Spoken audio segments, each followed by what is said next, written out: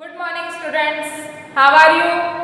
आज हम कक्षा 6 में हिंदी विषय में चैप्टर 2 एक जगह एक लोक कविता में ध्यान देते हैं।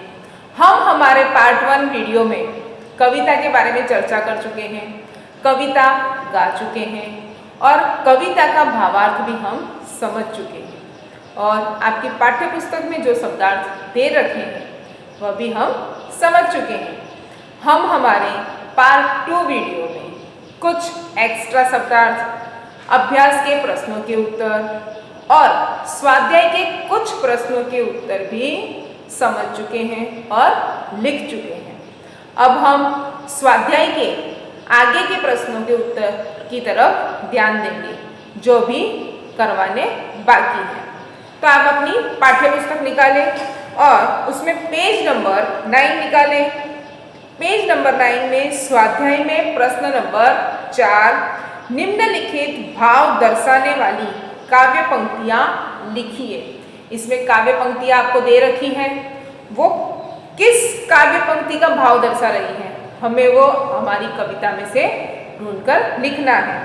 तो फर्स्ट नंबर पे पूरे विश्व में एक ही सूर्य का प्रकाश है, एक ही हवा चल रही है और एक ही प्रकार का जल है। यह आपको समझा रखा है काव्य पंक्ति। अभी ये किस काव्य पंक्ति से लागू होती है ये हम देखते हैं। चलो बच्चों, पेज नंबर 6 निकालो। एक जगत एक लोक में थर्ड लाइन, एक तेज एक हवा एक ही पानी। ये पूरी लाइन फर्स्ट का आंसर है। फिर सेकंड नंबर पर समता का यह गीत पूरा विश्व हमेशा गा रहा है। क्या भाव दिखा रखा है, हमें इससे संबंधित काव्य पंक्ति ढूंढनी है। चलो बच्चों, पेज नंबर 7 निकालो। उसमें सबसे ऊपर की लाइन, हर्ष भरे गाए हम राग सुहाने, समता और ममता के गीत तराने। ये सेकंड का आंसर है, ठीक है। चलो बच्चों, पेज नंबर 10 निकालो। प्रश्न नंबर 5 समानार्थी शब्द ढूंढकर घेरा बनाइए और लिखिए। हमें जो टेबल दे रखा है उसमें से हमें समानार्थी शब्द ढूंढने हैं और उन पर सर्कल करके हमें नीचे जो जगह दे रखी है जैसे कि लोक, मान, उनके सामने 2-2 लाइन खींच रखी है ना, उनमें हमें समानार्थी शब्द टेबल में से ढूंढकर लिखना है। मैंने सर्कल बना रखे हैं, आपको भी अपनी टेक्स्ट बुक में सर्कल बनाने हैं। फिर नंबर 1 लोक, लोक मीन्स विश्व और दुनिया। फिर है मान, मान का समानार्थी शब्द सम्मान, प्रतिष्ठा। फिर है निशान, निशान का समानार्थी शब्द चिन्ह और संज्ञा। फिर है हाथ, हाथ का समानार्थी शब्द हस्त और पानी। फिर क्या है अंबर, अंबर का समानार्थी शब्द क्या है आकाश, आसमान।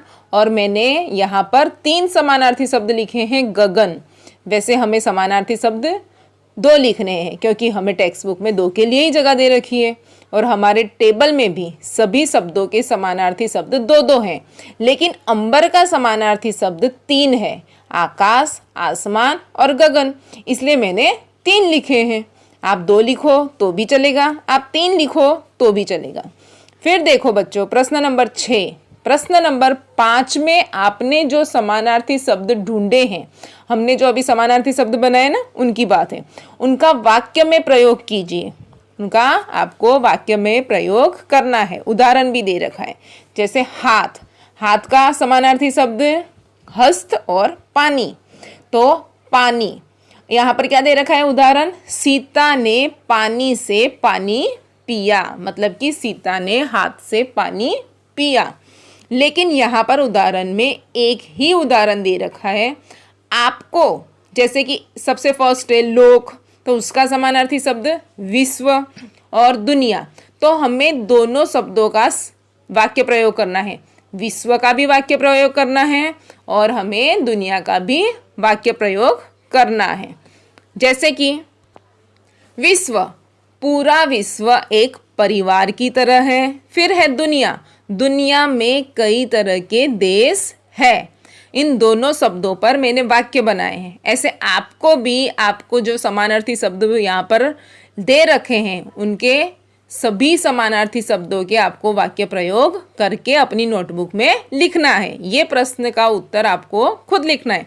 फिर प्रश्न नंबर 7, नीचे दिए हुए चौरस में से उदाहरण के अनुसार संज्ञा शब्द बनाइए। नीचे आपको एक चौरस दे रखा है, उसमें से आपको संज्ञा शब्द बनाना है और उनका वाक्य में प्रयोग कीजिए।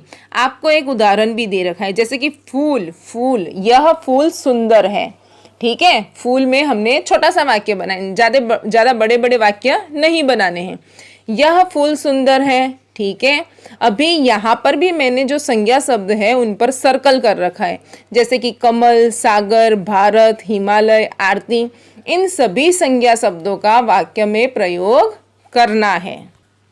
जैसे कि कमल, तो कमल हमारा राष्ट्रीय फूल है। सागर, सागर की पूजा होती है। भारत, भारत महान देश है।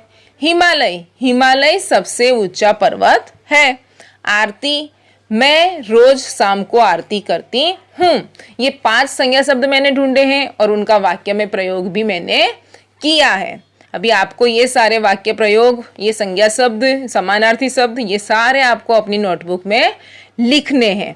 ठीक है बच्चों, आपकी पाठ्य पुस्तक में पेज नंबर 11 में भाषा सज्जता दे रखा है। भाषा सज्जता में विराम चिन्ह, हम उसके बारे में आज जानकारी प्राप्त करते हैं। विराम चिन्ह समझने से पहले विराम चिन्ह का अर्थ समझना बहुत ही जरूरी है। तो विराम चिन्ह किसे कहते हैं, तो हम ध्यान देते हैं, किसी भी भाषा को बोलते, पढ़ते और लिखते समय अर्थ को स्पष्ट करने के लिए वाक्यों के बीच या अंत में थोड़ा रुकना पड़ता है। इस रुकावट का संकेत देने वाले लिपि चिन्हों को विराम चिन्ह कहते हैं। विराम चिन्ह, जैसे हम नहीं कहते कई बार, थोड़ा सा विराम कर लेता हूं मैं, बाद में हम बातें करते हैं। विराम यानी थोड़ा सा ठहरना, आराम करना, रुकना। अभी विराम चिन्ह यानी कि भाषा सज्जता में विराम चिन्ह का अर्थ रुकना है। ऐसे अभी कोई भी भाषा बोलते, पढ़ते या लिखते समय हम लगातार बिना रुके बोलेंगे तो हमें बोलने में भी तकलीफ होगी, हमारी सांस रुक जाएगी और जो हमारी बातें सुन रहा है या समझ रहा है उसे भी हमारी कही हुई बातें समझ में नहीं आएगी। अभी जैसे कि मैंने विराम चिन्ह की व्याख्या या अर्थ आपको समझाया है, अभी वही अर्थ मैं बिना रुके आपको समझाती हूँ। क्या आपको समझ में आएगा? देखना, अभी ध्यान देना। किसी भी भाषा को बोलते, पढ़ते और लिखते समय अर्थ को स्पष्ट करने के लिए वाक्यों के बीच या अंत में थोड़ा रुकना पड़ता है। इस रुकावट का संकेत देने वाली लिपि चिन्हों को विराम चिन्ह कहते हैं। मैं बिना रुके नॉन स्टॉप पूरा अर्थ पढ़ गई। अगर मैं ऐसे पढ़ूंगी और ऐसे बिना रुके आपको समझाऊंगी तो आपको समझ में नहीं आएगा। आप भी कभी एक सांस कुछ आपको कहना हो तो आप अपने सहेली या अपने मित्र या मम्मी पापा से ऐसे बात करके देखना, नॉन स्टॉप रुके बिना बोलना, उनको समझ में ही नहीं आएगा। हमें कोई भी बात बोलने, लिखते या पढ़ते समय हमें भाषा का प्रयोग रुक के करना पड़ता है और ये जो रुकावट है उसी को तो विराम चिन्ह कहते हैं। ठीक है बच्चों, हम अपने मनोभाव यानी मन के भाव, जैसे दुख में हमारा मन का भाव अलग होता है, सुख में अलग होता है, तो ये जो मनोभाव है, हम अपने मनोभाव और विचारों को व्यक्त करने के लिए जिन बोलने में विराम चिन्हों का प्रयोग करते हैं, जहाँ पर विराम चिन्ह आते हैं हम बोलते समय या पढ़ते समय बीच बीच में थोड़ा सा रुक जाते हैं। ये विराम चिन्हों के वक्त हम रुकते हैं तो हमें बोलने में और सांस लेने में कोई तकलीफ नहीं होती, लेकिन लिखित में भी इन विराम चिन्हों का प्रयोग किया जाता है, उसके बारे में हम कुछ देर के बाद में समझेंगे। अभी यह स्पष्ट करने के लिए मैंने यहाँ बोर्ड पर 2 वाक्य लिखे हैं। यह पढ़ोगे और समझोगे तो आपको विराम चिन्हों का अर्थ समझने में आसानी रहेगी। जैसे कि रोको, फिर क्या है अल्प विराम, मत जाने दो, फिर है रोको मत, अल्प विराम, जाने दो, फिर है दोनों में पूर्ण विराम। दोनों वाक्यों में सेम शब्द है, रोको रोको, मत मत, जाने जाने दो दो। दोनों में पूर्ण विराम है, दोनों में अल्प विराम है, लेकिन इन दोनों वाक्यों का अर्थ अलग अलग है। क्यों? जहाँ पर पूर्ण विराम है वहाँ रुकना है, और जहाँ पर विराम चिन्ह है वहाँ पर भी हमें रुकना है। तो इन वाक्यों को मैं कैसे पढ़ती हूँ और कैसे समझाती हूँ उस पर आप ध्यान दीजिए। रोको, मत जाने दो, रोको, उसके बाद में अल्प विराम, तो मैं भी रुक गई, और मत जाने दो, रोको मत जाने दो, मतलब कोई व्यक्ति है उसे रोको, उसे मत जाने दो, ठीक है। फिर दूसरा वाक्य, रोको मत जाने दो, रोको मत, मैं रुक गई यहाँ पर, अल्प विराम है तो, फिर जाने दो, वापस रुक गई, रोको मत जाने दो, मतलब जो कोई व्यक्ति है उसे रोको मत, उसे जाने दो। एक ही शब्द है दोनों वाक्यों में, एक ही विराम चिन्ह है, फिर भी इन दोनों का भाव अलग अलग है। रोको मत जाने दो, फिर है रोको मत जाने दो। तो विराम चिन्ह के भी कई प्रकार होते हैं, जैसे कि प्रश्नवाचक चिन्ह, अल्प विराम, विस्मयादि बोधक चिन्ह, अवतरण चिन्ह, योजक और भी कई विराम चिन्ह है। हम इनके बारे में अब समझते हैं। चलो बच्चों, पेज नंबर 11 निकालो, उसमें भाषा सज्जता दे रखा है ऊपर। भाषा सज्जता के नीचे आपको चित्र दे रखे हैं, उनके नीचे देखो इन वाक्यों को पढ़िए। फर्स्ट नंबर पर क्या है? लक्ष्मी आज स्कूल क्यों नहीं आई? शिक्षिका ने पूछा। सेकंड नंबर पर, वाह गुड़िया तो बहुत अच्छी बनी है। थर्ड नंबर पर, किशन ने कहा, हाँ बेटी मैं तुम्हें खिलौना बनाना जरूर सिखाऊंगा। फोर्थ नंबर, क्यों वहाँ कोई तकलीफ है? बच्चों हमने 4 वाक्य पढ़े हैं, उसमें कई तरह के विराम चिन्ह हैं। जहाँ पर विराम चिन्ह आए हैं मैं पढ़ते समय थोड़ा सा रुक गई, इससे पढ़ने में और समझने में आसानी रहती है और बोलते समय सांस लेने में भी आसानी रहती है। अब नीचे देखो, किसी भी भाषा को बोलते, पढ़ते और लिखते समय अर्थ को स्पष्ट करने के लिए वाक्यों के बीच या अंत में थोड़ा रुकना पड़ता है। इस रुकावट का संकेत देने वाले लिपि चिन्हों को विराम चिन्ह कहते हैं। इतना जानिए। विराम चिन्ह, विराम चिन्ह में पूर्ण विराम यानी कि फुल स्टॉप, इसका प्रयोग वाक्य पूर्ण होने पर होता है। जैसे मोहन ने पत्र लिखा, फिर पूर्ण विराम है, फिर है सीता स्कूल नहीं गई, फिर पूर्ण विराम है। तो आखिरी में वाक्य के अंत में पूर्ण विराम क्यों आया? कि जहां पर वाक्य पूर्ण हो गया वहां पर हमने पूर्ण विराम रखा है। ठीक है, चलो बच्चों पेज नंबर 12 निकालो, उसमें ऊपर देखो अल्प विराम। अल्प विराम को इंग्लिश में क्या बोलते हैं? कोमा। आपको उसके पास में चिन्ह भी दे रखा है। अल्प विराम का प्रयोग वाक्य में थोड़ा रुकने का संकेत देने के लिए होता है। जैसे राम, सीता और मोहन घर गए, फिर रोको मत, जाने दो।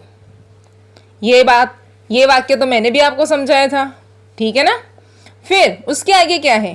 प्रश्नवाचक चिन्ह, मार्क ऑफ इंट्रोगेशन, उसका चिन्ह भी दे रखा है। किसी व्यक्ति से कोई जानकारी प्राप्त करने हेतु उपयोग में लिए जाने वाले वाक्य के अंत में प्रश्नवाचक चिन्ह लगाया जाता है। जैसे कि क्या तुम विद्यालय गए थे, तुम क्या करते हो। ठीक है। विस्मयादि बोधक चिन्ह, मार्क ऑफ एक्सक्लेमेशन, मतलब इसका चिन्ह दे रखा है। आश्चर्य, हम एकदम से कोई बात सुनते हैं। फिर घृणा, सुख, दुख आदि भावों को प्रकट करने के लिए इसका प्रयोग होता है। जैसे अरे, बाप रे, वाह, शाबाश, आहा। फिर वाक्य कौन सा है, वाह आपने तो कमाल कर दिया, अरे क्या हो गया। फिर है योजक चिन्ह, उसको इंग्लिश में क्या बोलते हैं, हाइफन। योजक चिन्ह का प्रयोग सामासिक शब्दों को जोड़ने के लिए होता है।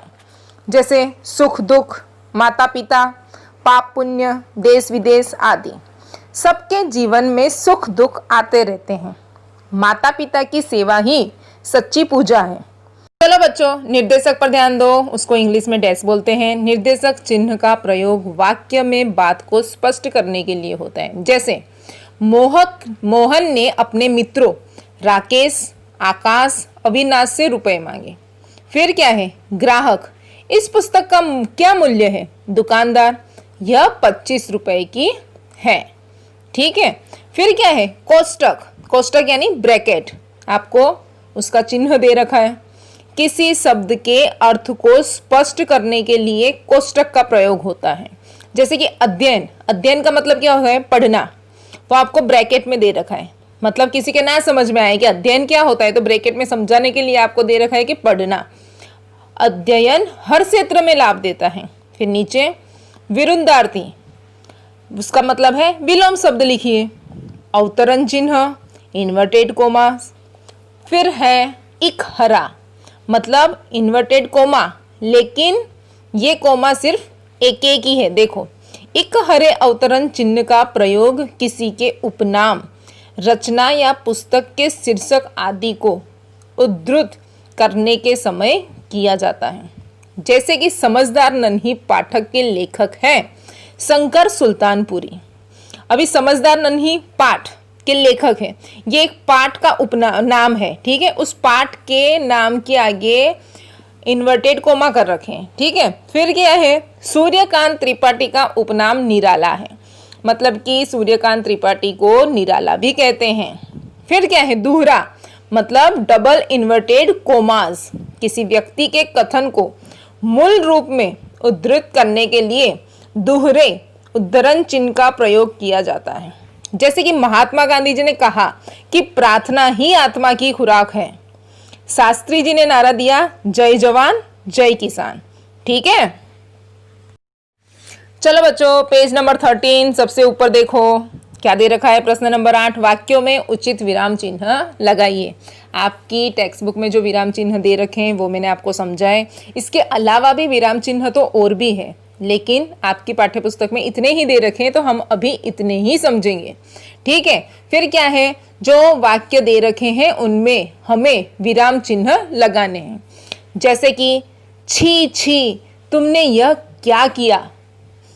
फिर वैशाली ने मयंक से कहा घर चलो, उस पे देखो, वैशाली ने मयंक से कहा घर चलो, उस पर डबल इन्वर्टेड कोमा है, फुल स्टॉप है। ठीक है। फिर छी छी, तुमने यह क्या किया, उद्गारवाचक चिन्ह है। उद्गारवाचक चिन्ह मतलब विस्मयादि बोधक चिन्ह। फिर है 3rd नंबर पर, वाह मजा आ गया, उसमें भी विस्मयादि बोधक चिन्ह है। फिर 4th नंबर पे, अरे तुम नहीं गए, उसमें भी विस्मयादि बोधक चिन्ह है, प्लस फुल स्टॉप भी है। ठीक है। चलो बच्चों, हमारा चैप्टर यहीं खत्म होता है। ठीक है।